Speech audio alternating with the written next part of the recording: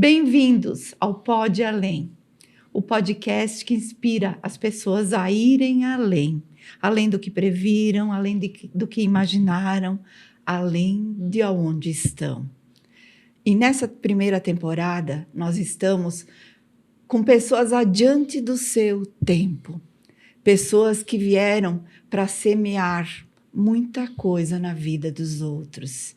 Então, e temos hoje um convidado muito especial, onde temos muito carinho, pois ele nos mostra maneiras de ajudar, de compreender e de fazer as coisas acontecerem. A nossa admiração e o nosso respeito por ele é muito grande. Como ser humano, como alguém que ajuda a comunidade, estamos aqui para saber um pouquinho da história dele. Eu sou Neuza Picolifante, estou aqui com a minha colega, Ciane Meneguzzi Pistorello. Seja muito bem-vindo, Frei Jaime. Muito obrigado, alegria, Neuza, Ciane, bom estarmos juntos. Pelo jeito não é para ficar só aqui, tem que ir além, né? Porque o podcast é além, pode ir além, né? Então vamos além daquilo que está previsto, daquilo que os olhos alcançam. Obrigada, Frei, por aceitar, porque a gente sabe que ainda mais nessas épocas sua agenda é complicada, mas eu acho que a sociedade precisa entender um pouco, né, do seu trabalho, né, a gente acompanha muito, mas como chegou, né, em 2024 na sua trajetória hoje, e essa é a ideia do Pode Além, mostrar para a sociedade que as pessoas têm uma história, que a sua história tem uma caminhada, e essa caminhada nem sempre é fácil, né, a gente enfrenta muitos obstáculos, então obrigado por aceitar participar do nosso Pode Além. Obrigado eu. Então, nós podemos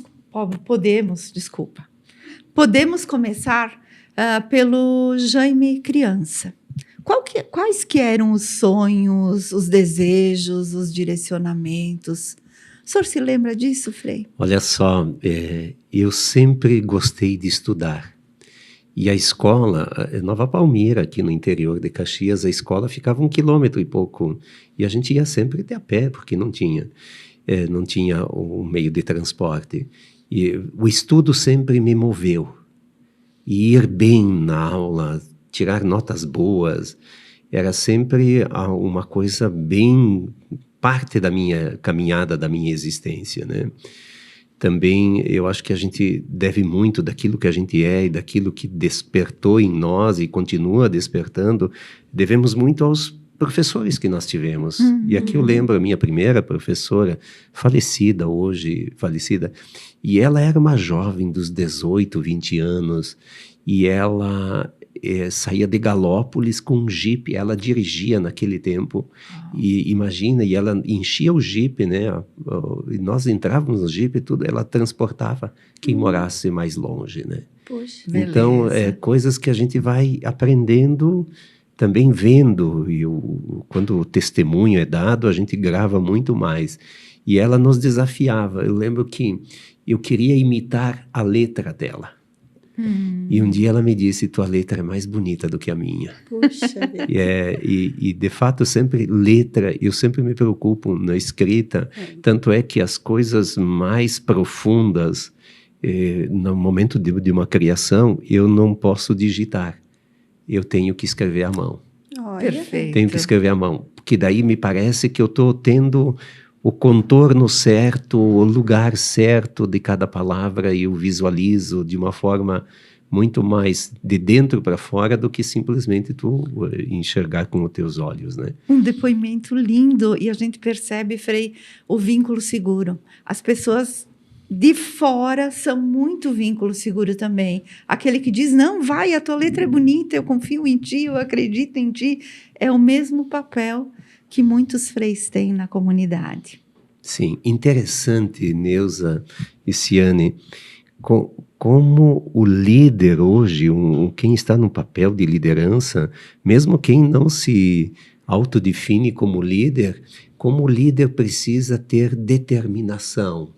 Quando eu digo determinação, eu não estou dizendo que vai deixar de ouvir as opiniões, não vai trabalhar em cima de um consenso, mas como líder precisa dizer, não, vamos que vai dar certo. A gente não sabe bem por onde, mas nós estamos nos movimentando. Perfeito. Então, isso eu acho que é o nosso papel e é o meu papel também, de acreditar que vai dar certo. Por que eu vou temer erros? Porque os erros fazem parte, né? Às vezes um erro te ensina muito mais do que 1000 acertos, né?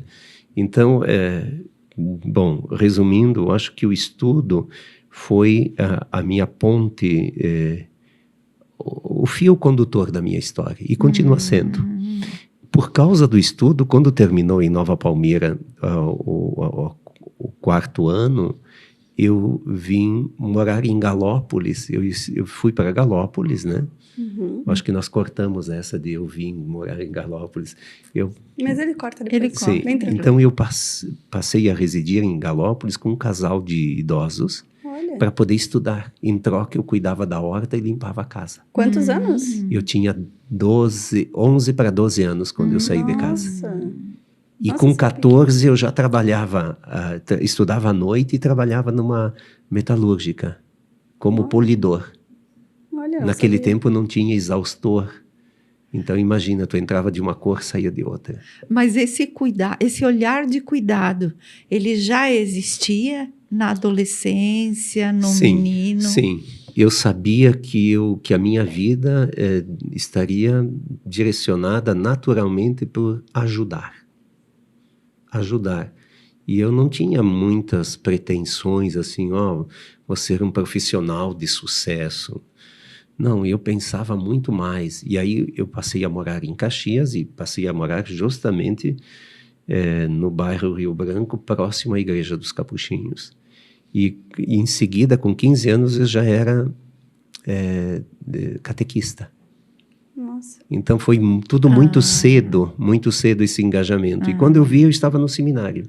Então entrou para a religião, para a igreja, através de ser catequista. De catequista, e porque quando eu saí de Galópolis e vim para Caxias, eu fui trabalhar na editora São Miguel dos Freis. E vendo o testemunho dos freis, foi aí que eu entendi que eu quero ajudar. Olha aí, o jeito capuchinho é um jeito bonito de ajudar. E aí que deu o encontro com as... Lindo. E eu nunca tive dúvidas. Quando eu fui para o seminário, eu sabia que não tinha volta. Que eu ia seguir em frente, né? Claro. Que eu ia seguir em frente. E quando o senhor veio morar para Caxias, foi morar onde? Com Eu fui, quem? então, minha tia, minha prima, elas tinham essa capacidade tão bonita, bondosa, né, de acolher parentes que pudessem. Então, ficamos um tempo, minha irmã e eu, morando com a tia. E depois, então, fomos para um outro espaço, mas, assim, eu fico admirado olhando para trás, que o quanto de autonomia tu acaba tendo, Verdade. independente da idade. Daí que a gente vê que a maturidade ela pode chegar antes dos 18, dos 21, né? E tu tens autonomia. E eu tinha essa determinação, né, de que era preciso ir adiante, era preciso avançar. Uma vontade, uma Sim, determinação. Sim. E depois eu entrei para o seminário em Garibaldi. Foi a primeira experiência que os freis fizeram com pessoas que já estavam mais crescidinhas, não eram a meninada de 11. Idade? Aí eu tinha 17. Que é jovem, né? Sim, é jovem. E nós éramos um grupo com faixas etárias bem diferenciadas, né? Sim. E também tinha gente que não tinha estudado, né? Que eu estava retomando os estudos. E foi uma experiência muito bacana. Hoje se diz que seriam vocações adultas, né? Isto é, pessoas mais amadurecidas que fugiam daquele patamar, né, de seminário menor, que vai com 12, 13, 12 anos, principalmente, né? E o que o senhor fazia na editora? Qual que era a Na sua função? editora, eu trabalhava na expedição. Empacotamento, encaixotamento dos materiais impressos, trabalhava na expedição, mas fazia de tudo um pouco. Não tinha serviço no meu setor, tinha um serviço de encadernação, então fazia lá, né, aquele serviço. Sempre fui meio multifuncional, né? E sempre estudando. Nunca Sempre parou. estudando. E olha só, eu fazia o resumo em casa dos conteúdos e colocava no bolso do uniforme de trabalho. E aí eu estudava, quando dava uma folguinha e um intervalo, eu estudava e eu saía muito bem nas provas. Muito bem, muito bem. Hoje eu tenho a alegria ainda de encontrar professores meus, né? Porque eu estudei também, além de Galópolis, eu estudei no Pena de Moraes, aqui em Caxias, e no Cristóvão. Ah, que legal. Sim, sim. Então, o estudo, eu posso dizer que o estudo me moveu. O aperfeiçoamento me fez também, me deu mais aptidões e mais preparo para abraçar. E olha só, quando a gente está preparado, a gente diminui a intensidade do medo. Uhum. Quando tu tem, eu acho que somado também essa determinação, mas quando tu busca preparo, tu faz acontecer um afastamento do medo. Eu nunca conheci insegurança, eu acho.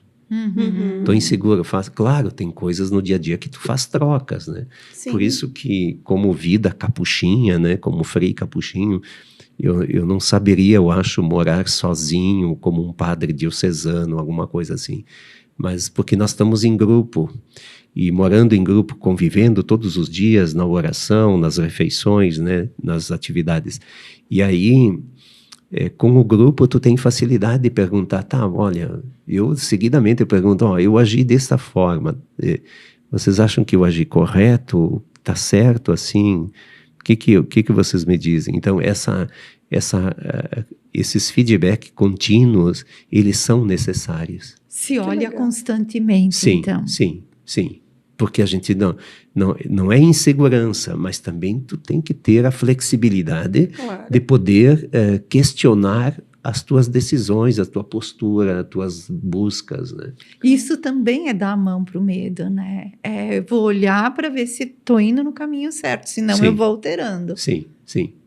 Porque eu acho que um pouco o medo, numa dosagem adequada, o medo é interessante, né? Sem dúvida. Ele interessante previne, ele protege, sim, direciona. Protege isso. Então, não é que eu não sinta medo, mas eu não gasto o meu tempo com o medo. Exato. Porque eu prefiro, então, ir fazer trocas, ver, né, o que o pessoal acha, o que poderia ser, né? Construir através do medo. Isso aí. E lá no seminário, Frei, quantos anos? Como é que foi lá? Então, meu seminário menor foi curtinho. Eu estava no 2º ano do ensino médio, fiz 2º e 3º, e aí tive a oportunidade de fazer o magistério. Que aí foi professor que eu sei. E aí, então, eu fui professor da rede municipal aqui em Caxias, né? Uhum. E isso me deixou também sempre em contato com a educação. Tanto é que a experiência como professor dos pequenos me marcou tanto que depois, quando eu pude voltar como professor, eu voltei assim, hoje já são 19 para 20 anos no ensino superior, e eu voltei com muita alegria e sou muito grato, porque eu acho que a sala de aula é um laboratório de esperança incrível, né? Para mim é um laboratório de esperança. Olha que interessante. Através de ajudar as crianças na catequese, foi até o seminário. Através da editora, é o escritor de hoje. Através do professor lá atrás, é o professor universitário de hoje. Então, os caminhos foram trilhados bem adequados. A consciência tinha desde lá atrás. Interessante, Neuza, que essa observação que você faz me faz também bem saber disso e me lembra, assim, como existe um fio condutor, né? Uhum. Eu acho que viver é descobrir, através dos sinais, por onde andar, né? O que de fato tem valor, significado, né? Hoje, quando eu me dou por conta dos meus sonhos, por exemplo, eu não tenho nenhum sonho que ele tem, que é personalista. Isto é, eu não sonho para mim. É verdade. Não sonho para mim. E todos os sonhos eu acabo sonhando, pensando e incluindo aqueles que estão à margem. São Aqueles que amplos. estão sobrando, aqueles que não teria outro, talvez não teria outro caminho se não fosse, porque não basta só o fazer, é preciso ser estratégico. Uhum. E o estratégico, ele possibilita a criatividade. Né? Mas porque o fazer nos envolve que no fim de um dia tu pode estar super cansado. Então tu tem que dividir o tempo também entre o fazer e o criar, o pensar, né? E ponderar também, que é preciso, né? Então a minha vida ela está marcada por isso. O pessoal tem as diferentes opiniões, né? Eu me movimento não por causa do palco e muito menos por causa do material. Eu acho que ninguém faria toda essa formação, né? Todos esses espaços que eu tive oportunidade de graduações, de pós, de mestrado, de doutorado, para ganhar 2,5 salários mínimos. Ninguém faria isso, né? Até porque não consegue o retorno de pagar o investimento feito. Mas não é isso. Tem um ganho que é infinito, ver uma comunidade andando, ver pessoas que não sairiam da margem, né, estariam lá na vulnerabilidade, ocupando um lugar, avançando para outro sentido. Então, porque dependendo da região, nós somos avaliados unicamente economicamente.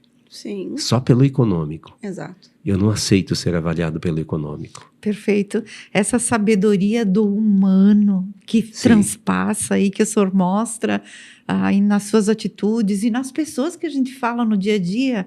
Esses dias, uma amiga recente contou um exemplo do senhor maravilhoso, que depois eu vou lhe passar. Mas assim, coisas ricas. Então, essa sabedoria do humano é atípica no nosso momento, nesse tempo. E é por isso que o senhor é alguém que está aí para contar a sua história e para mostrar que dá para enxergar outras coisas. Sim. Eu acho que nós não devemos perder de vista o ideal. Gosto da palavra horizonte. O italiano, o oficial gramatical, quando vai falar do horizonte, de um pôr do sol, principalmente um pôr do sol, ele diz o tramonto. Eu acho isso tão bonito, né? Porque eu lembro sempre de uma pequena historinha. Diz que um discípulo perguntou para o mestre: mestre, quando de fato termina a noite e começa o dia? Em que momento termina a noite e começa o dia? E o mestre disse: termina a noite e começa o dia quando tu enxergar num estranho um irmão. Uau. Um estranho um irmão. E eu tento sempre mergulhar no mistério das pessoas. O que está se passando? Embora eu acho que não dá para ser assistencialista, né? Sim. O assistencialismo te frustra, te frustra. Frustra também quem está nessa situação, mas te frustra também enquanto alguém que gostaria de ajudar. Claro. Mas assim, eu sempre desafio a pessoa. Escuta, olha aqui, ó, tu deveria estar trabalhando, o que tu está fazendo? Né? Tu deveria estar estudando, o que tu está fazendo? Então, às vezes eu acho que a pessoa até fica um pouco... mas alguém tem que provocar. Sem dúvida. Alguém muito tem que rico provocar. isso. Eu acho que eu fui provocado muitas vezes para poder ter dado passos, né? E também algo que me habita é que eu não posso me acomodar naquilo que eu já conquistei. Principalmente na questão, muito grande. Principalmente na questão do conhecimento. Eu tenho que ir adiante. A escala da evolução tem mais degraus. Tem mais degraus. Então, isso porque tem a questão formal, mas tem também a informalidade de quem está buscando. Dias atrás faleceu um frei que ele me ensinou muito. 97 anos, ele estava cadeirante, e ele me fez comprar um livro sobre inteligência artificial. Olha. Uau. Com 97 Meu anos. Deus. E aí eu disse, nossa, olha que mente aberta, A mudança. que capacidade de aprendizagem, que curiosidade significativa, né? Uhum. E dá ao ponto de querer aprender mais, querer aprender mais. Então, acho que isso faz parte também da minha vida, né? E depois, com uma trajetória de envolvimento social, no sentido de estar interagindo com os mais vulneráveis, tu sempre vai descobrindo o que poderia ser feito a mais. O que poderia ser feito a mais? Não dá para estacionar, porque a questão social, a gestão do social, ela é muito dinâmica e as pessoas manifestam sentimentos, pensamentos de acordo com a cultura. E eu acho que nós temos que nos preocupar com a cultura. Temos que nos preocupar. Por exemplo, é urgente recuperar a cultura do cuidado para com o idoso. Sim. A criança está amparada. Um pai e uma mãe que não colocam uma criança na escola, ele corre o risco de ser preso. Claro. Ou de perder os próprios filhos. Exato. Né? Agora, quando chega no idoso, é bem lento o processo. Muito lento o processo, né? Por isso que eu acho que tem uma coisa dentro de mim que diz, vamos ver alguma coisa mais em relação aos idosos. E a gente sabe que existem regras de sentimentos, de atitudes que vai se aprendendo e que precisa ser olhadas e modificadas. Então, isso é num contexto cultural, num contexto mais amplo, que precisa olhar e vamos modificar a partir daqui, mas é um modificando em contato com o outro. Sim. Que a coisa acontece, né? Temos que falar uma linguagem coletiva. Perfeito. E não perder a oportunidade de fazer ponderações. Olha, como é que estamos agindo aqui nesse sentido, nesse segmento, né? O que poderia ser feito a mais? O que poderia ser feito a mais? Bom, minha história é isso. Eu me sinto uma pessoa leve. Não vivo para mim, embora tenha o meu autocuidado muito sereno, né? Não me chamem para ficar de noite e de madrugada fora de casa, que eu não vou, se eu fujo de festa às vezes também. Cuida da alimentação, que Cuido eu sei. muito da alimentação. Não come em todos os eventos que vai. Não. Para Isso evitar também. a alimentação, preocupado. Eu acho que é isso, não é uma questão de estética. Não, é autocuidado. É uma saúde que tu tem que manter. Né? Caminha Perfeito. também. Caminho todos os dias. Caminha parabéns. Todos os dias. Eu demorei um pouco para voltar, mas agora a minha meta é 5 quilômetros e pouco por dia. Nossa. Instalei um aplicativo que conta os passos, conta também quantos degraus eu subo. E isso tem me ajudado. Eu coloquei como meta 7.000 passos, que equivale a 5,5 quilômetros. E tem dado muito certo. Eu levanto antes das 5 para poder caminhar. E sábado e domingo também, eu levanto antes das 5 e vou caminhar, não tem intervalo. Isso ajuda, então? Ajuda muito, muito, muito. Se sente mais disposto? Muito mais disposto, e eu acho que o teu corpo, o teu organismo, o teu físico, ele fica mais harmonizado. Tu sente mais uma harmonia do próprio corpo. E para descongestionar, vamos usar essa palavra, a mente, o emocional, porque lida com dores difíceis o dia inteiro, né? Sim. Como não absorver, como dar conta e como ficar leve a mente? Bom, eu não vou para situações já me protegendo para não me envolver, mas também aquele momento difícil, depois que passa, eu costumo sempre entregar nas mãos de Deus. Depois que passa, eu também sei que que dentro de mim isso vai harmonizar, vai chegar num patamar mais equilibrado, né? E posso dizer que tem que enfrentar? Tem. Mas não me deixo abater, embora, claro, se alguém coloca o que está passando, tu tem que depois voltar lá e dizer, Eu acho que é uma invenção incrível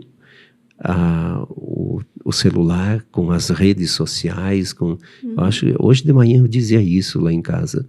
Que bom, a gente fica sabendo de tantas coisas. É verdade. Tantas coisas e tu pode acompanhar, né? Não só, quando eu digo coisas que tu fica sabendo, não digo só a questão da página policial, por exemplo, das tragédias, mas assim, quantos acontecimentos. Hoje de manhã mesmo, eu estava caminhando e dei uma olhada no Insta e uma pessoa que tem, ambos, um casal de namorados, tem uma admiração muito grande e eles registraram 6 anos de namoro. E eu fiz um print da tela e mandei. Nossa, ele se sentiu o máximo, né? Feliz. Como é que tu foi descobrir isso, tal. Eu acho que hoje tu tem que estar... Eu posso ter diante de mim alguém que esteja muito sofrendo e só lembrar desse sofrimento, mas eu posso interagir. Claro. Interagir, olha, como é que tu tá? Como é que tu dormiu? Tá bem? Então, por isso que o pessoal me vê muito no celular. Sim, mas o celular, para mim, é a minha ferramenta. Claro. Eu acho que... eu tenho certeza que o celular hoje, para mim, ele é mais importante do que o carro que eu dirijo. Sem dúvida. É o contato, é o chegar nas pessoas. Sim. Claro que o celular não termina nele, né? Sim. Ele vai abrir portas, né? E depois... Mas como é bom ter ferramentas assim, que tu não precisa ficar marcando reunião, tu não precisa chegar em casa e ir pro telefone, ligar, né? Tu já resolve tudo aí, né? E eu tenho como meta isso, não deixa acumular nada. Para agilizar tantos projetos, né? Tantos quantos cuida, precisa, né? Sim. E não para. E quais são os próximos projetos, Frei? Eu acho que nós teríamos condições e também, diante da necessidade urgente, nós, assim como temos a rede Mão Amiga de escolinhas, nós poderíamos ter a rede de clínicas de idosos. Uau. Uma rede. Existe já um grupo pensante que está se encontrando e vendo, né? Porque essas normas são bem exigentes, rígidas, né? Sim. Mas eu acho que nós poderíamos, em Caxias, ofertar espaços com um preço módico. Que consigam ser bem cuidados. E que sejam bem cuidados, num preço baratinho, porque nós não abriríamos um negócio. Nós não temos como missão o lucro. Precisamos dar conta da sobrevivência, da gestão. Então, eu acho que a questão idoso não dá para a gente esperar muito para começar a agir, né? Por isso que já estamos, então, com essa equipe pensante, que eu estou bem animado de poder ofertar uma vaga com um valor módico. Mas não começou Mão Amiga o seu trabalho de caridade. Acho que ele vem desde lá do seminário. Sim. Antes de constituir o Mão Amiga, como é que o senhor ajudava, né? Porque a gente já sabe das histórias, mas a pessoa acaba não contando como é que chegou essa ajuda, como é que o senhor acabou se ligando a ela. Mas até a criação do Mão Amiga, como é que o senhor conseguia se dividir, ajudar tanta gente? Como é que era a procura? Eu administro muito bem meu tempo. Eu sou de uma disciplina de tempo bem... Tanto que a agenda é lápis, que eu sei também. Sim. Eu não quero agenda eletrônica, porque se falhar... Agora, na minha agenda física, não falha. E tudo a lápis, porque eu gosto de apagar o que não vai... E não riscar. Ótimo. Então, Legal. Bem. Eu gosto de ter a tudo organizado. flexibilidade. E estar bem organizado, né? Muito bem organizado. E isso dá... tu não tem que ficar te enrolando. O fato de caminhar cedo já te dá uma disposição. É verdade. Tu já está acordado, tu não voltaria para a cama, né? Tu já sente vontade de ir fazer, né? Perfeito. Claro, eu tenho que confessar que no meio desse universo todo, a minha mesa não fica arrumada como deveria ser. Mas eu acho que mesa excessivamente arrumada também não tem graça, né? Não, é verdade. Perfeito. Eu tenho a minha bagunça na mesa, mas eu entendo essa bagunça. É eu sei onde que ela está, né? Sua forma de se organizar. Sim, daí eu sempre digo, ó, se eu tiver que ficar arrumando mesa, eu não trabalho. Eu prefiro trabalhar e depois, claro, de vez em quando a gente coloca tudo em dia, né? Exato. Mas eu acho que é um jeito de viver, né? Um jeito de viver muito tranquilo também. E eu gosto da palavra dinâmico. Escolheu o seu jeito Sim, e assim se construiu. Sim. E depois, a maturidade te ensina muita coisa. Por exemplo? Bom, a maturidade, uma coisa que a maturidade me ensinou é assim, ó, vai dar certo. Isso aí eu me lembro, muita fé, né? Vai dar Olha certo. os registros da fé que ele coloca, Sim. é uma fé além, né? Vai dar certo. Pode não dar no formato que eu tinha pensado, mas vai dar certo. Bom, se vai dar certo, não tem por que eu me preocupar. Vai dar certo. E eu sempre gosto de ter mais do que uma alternativa de solução. Tal coisa. Eu fico impressionado como as pessoas, quando chegam numa crise, numa situação, não deu certo, elas ficam se debatendo. E agora? Não valeu nada do que eu fiz. Não. Querem aqui, assim, encaixado. vamos ver o que dá para fazer. Dá para fazer isso? Sim. Perfeito. Então tá. Vai dar certo. E aí encaixa um questionamento. A gente sabe que as críticas vêm, né? Em determinados momentos vêm críticas, está lidando com muita gente, com muitas coisas. Como lidar com críticas? Ensina para nós. Tem aí. duas críticas, dois conteúdos de críticas que sempre me dão uma pequena dor também. O conteúdo material, que eu perco... perco o ânimo às vezes quando alguém resume que o meu fazer tem um interesse material, principalmente econômico-financeiro. Eu não faria isso se fosse para isso, né? Para essa questão. E a segunda crítica é quando tentam te encaixar numa questão política partidária. E isso sempre me dói. Me dói, porque eu tenho uma capacidade de isenção e tenho pautado a minha vida na isenção. É verdade. Se fulano está falando comigo e é de tal partido, eu posso até concordar. Ou também não fico agredindo. Né? Aquilo naquele então, momento. são duas questões, né? Mas, assim, ó, as críticas, tu vai te acostumando até. A crítica em si não é o que mais me machuca. Mas quando vem uma crítica, não é que tu fica lá embaixo, né? Tu desabe, né? Às vezes, o que mais dói é quem está criticando, sabendo que a pessoa que está te criticando sabe que não é assim. Te conhece e sabe que tu não faria isso. E ela está criticando. Então, aí que eu... A atrapalhação da pessoa, sim, então, se não for maldade. Sim. Então, né, nesse sentido, mas senão, não tem como ser uma pessoa pública sem ser interpretado de N maneiras. Claro. Cada um tem... tu sabe que alguém está falando de ti. Né? E, claro, eu não posso me queixar, né? Porque eu acho que a gente tem uma sintonia muito grande. Eu consigo dialogar com Caxias de uma forma muito serena. E gosto de estar naquilo que as pessoas estão presentes. Então eu não tenho mistério no sentido de estar ou numa escola ou em tal atividade ou em outros. Basta ver minha agenda agora para o Natal, quantas empresas que pedem, e eu acho isso muito bonito,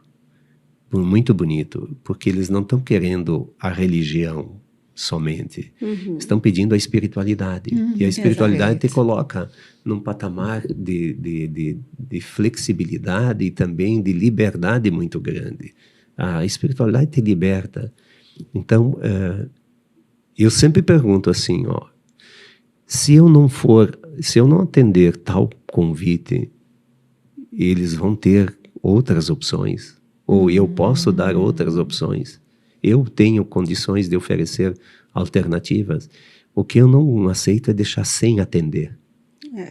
sem atender, né? Concordo. Faz parte de um cuidado. Um cuidado, porque senão o momento que tu diz não uma vez, duas, não vai ter mais o terceiro convite, o quarto convite, o quinto. Não, já foi dito 2 vezes não. Tá, eu não consigo estar lá. Posso gravar um vídeo? De mandar uma mensagem? Então, volto para a tecnologia. A tecnologia facilita muito, muito, muito, né? Claro.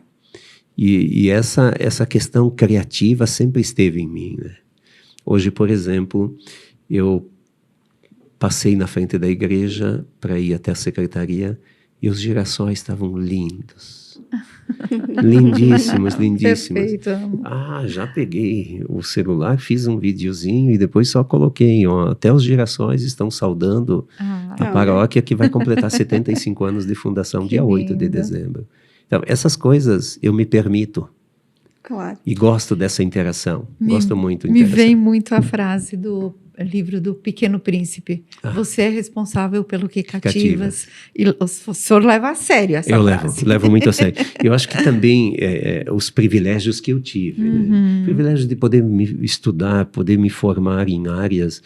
Eu me formei em administração de empresas, uma área bem distante, dá para dizer, modo de dizer distante, da teologia, da filosofia. Distante, mas está próxima. Está próxima, é necessário. De todos os projetos.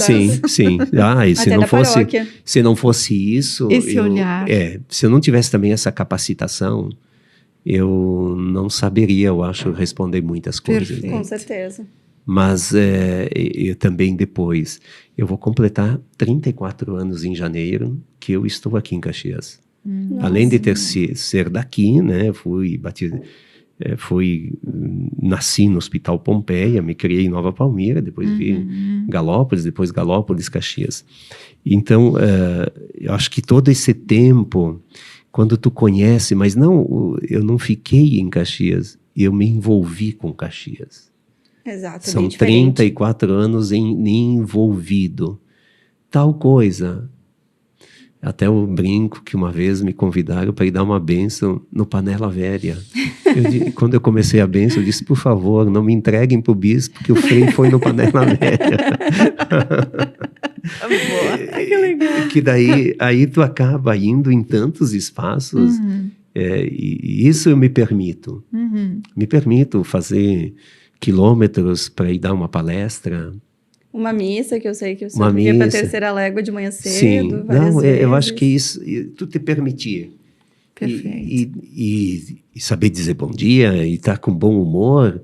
Quantas vezes tu vai, aquilo que o salmista diz no livro dos Salmos, que o semeador, muitas vezes, quando vai com a semente, ele vai chorando. Porque é difícil semear, tu tem que preparar o solo, tudo. Então ele vai chorando. Quando ele volta com os feixes, com a colheita, ele volta cantando. E na nossa vida, muita coisa é assim.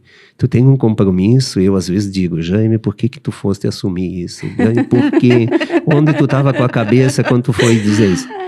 Quando eu volto, a sensação é extraordinária e tu acaba agradecendo. Que bom que eu não desisti disso. Que bom que eu não desisti, né? Olha que lindo isso.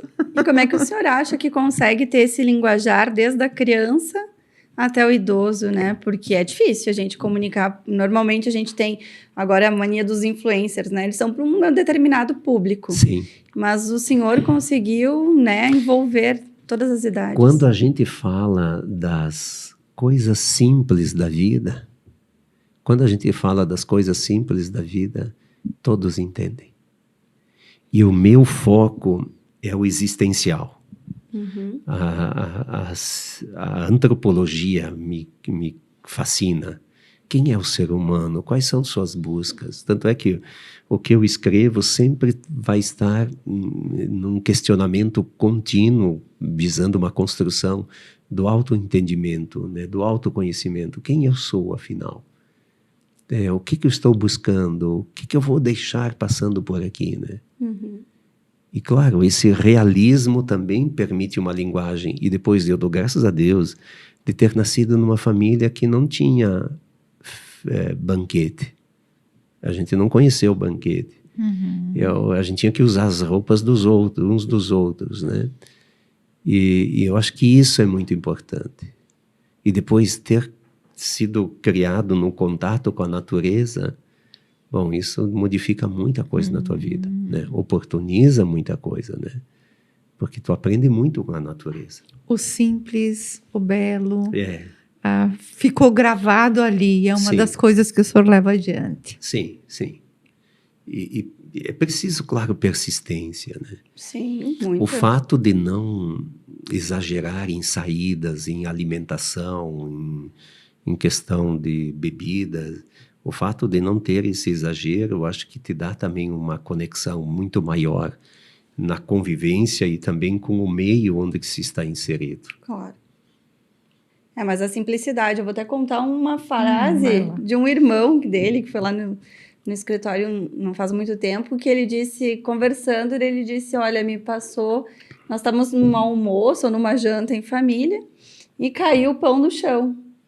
E ninguém queria comer. E ele chama de Jaime, né? Não chama de Frei. O Jaime pegou e comeu o pão. E a gente, não come.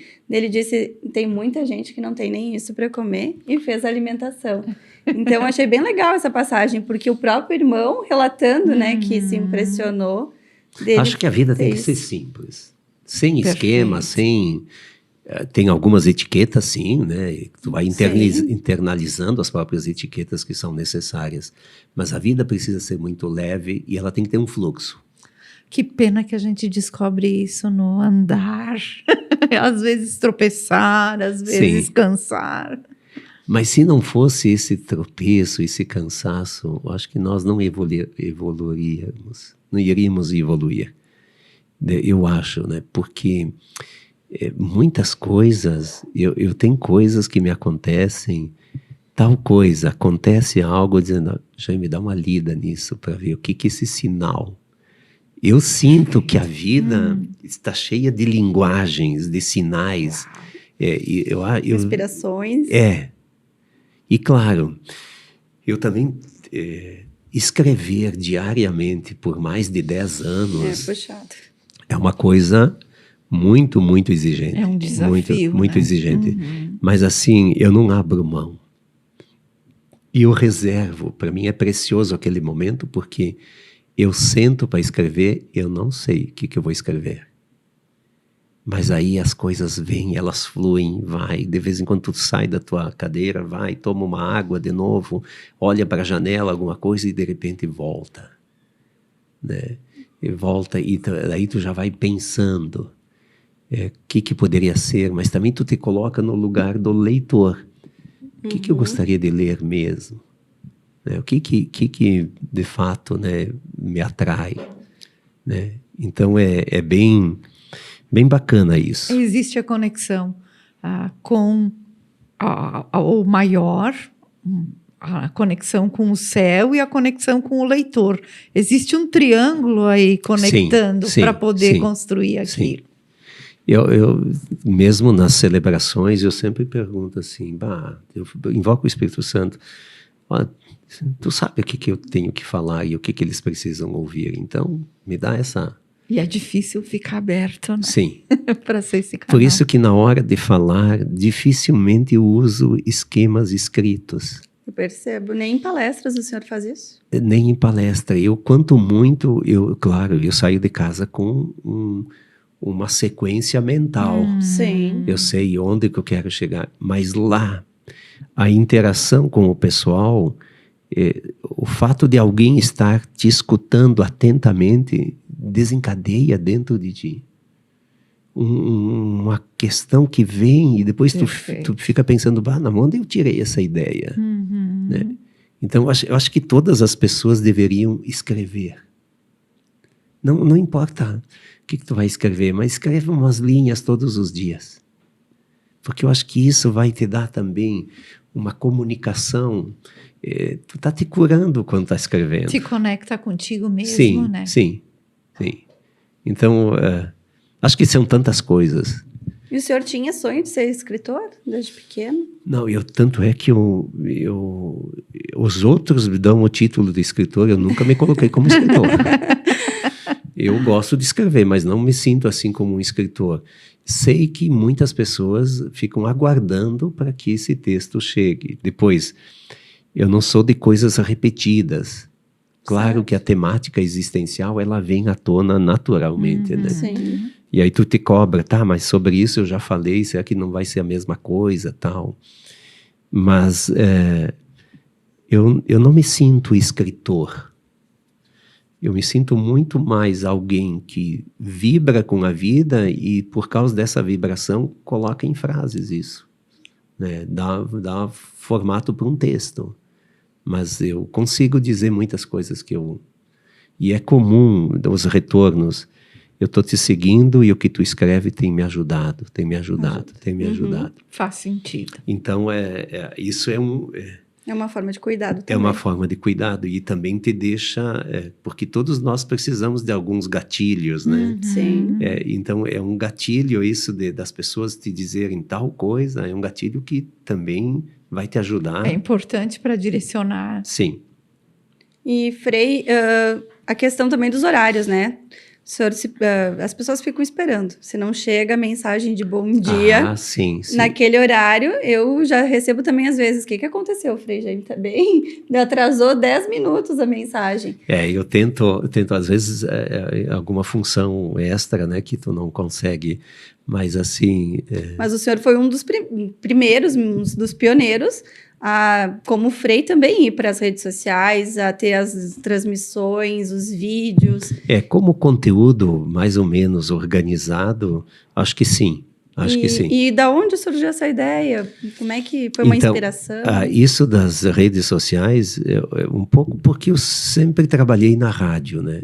São 33 anos para 34 em Caxias, são 33 anos, né, em questão de rádio. E também eu acabei tendo incentivo de pessoas que trabalham só nisso, que são criativas, né? Então elas também começaram dizendo, mas isso dá um conteúdo diferente, isso vai te ajudar. Tu pode ajudar as pessoas através disso. Então eles estão sempre criando, melhorando e me dando trabalho, claro. Eu tenho que trabalhar. A qualidade do final aí tá ótima. Continua. Que bom. Na assistência social são 30 mil atendimentos por mês, que eu sei. Sim. Um grande desafio de construir o recanto. E como é que o senhor consegue não administrar? A gente sabe que o senhor tem expertise, mas o que o senhor sente de prestar todos esses atendimentos? 30 mil atendimentos em Caxias, que sei que tem outras cidades, como Flores da Cunha, com o Conviver. O recanto também, a gente sabe o quanto que, né, ainda não está concluída a obra. O que o senhor pode dizer de ajudar tantas pessoas, né? Desde a criança que não tem escola, e não é dar a escola, né? É fazer com que o pai possa e a mãe trabalhar, auxiliar, né? Como é que representa isso, né? Porque é um número estrondoso, é o maior assistencialismo que nós temos na região. Sabe que o quantitativo, ele não me atrai tanto. Eu não gasto muito tempo dizendo ou pensando, nossa, a gente faz muito. Eu sempre pensei no Mão Amiga como o Mão Amiga ser capaz de amenizar o sofrimento. Só que como o sofrimento está crescendo, o Mão Amiga teve que crescer também. E tem que continuar crescendo. Porque senão tu vai cuidar daqueles que já estão sendo cuidados e não vai acolher esses novos que estão descuidados, né? Descuidados. Então, o sonho do Mão Amiga crescer não é porque ele tem que crescer só para se sobressair dos demais. Não, ele cresce porque cresce também o desejo de ajudar. O desejo de ajudar. Colocações de quem reflete, né, Frei? Pois é. O desejo de ajudar. Então, está tudo tão interligado, mas dentro de mim está tudo tão claro. Tão claro, muito claro, assim, eu não tenho dúvidas. Não tenho dúvidas.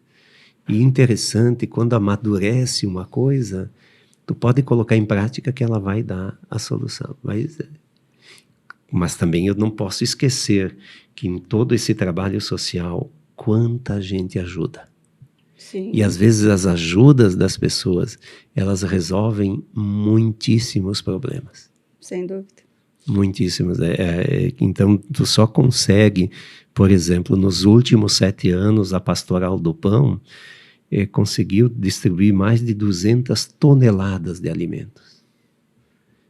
E todos os meses é entre 3, 4 toneladas por mês que a gente faz chegar para as famílias, e são famílias vulneráveis, né? São famílias visitadas, cadastradas, não é uma entrega aleatória, assim, vamos entregar porque tem aqui, não.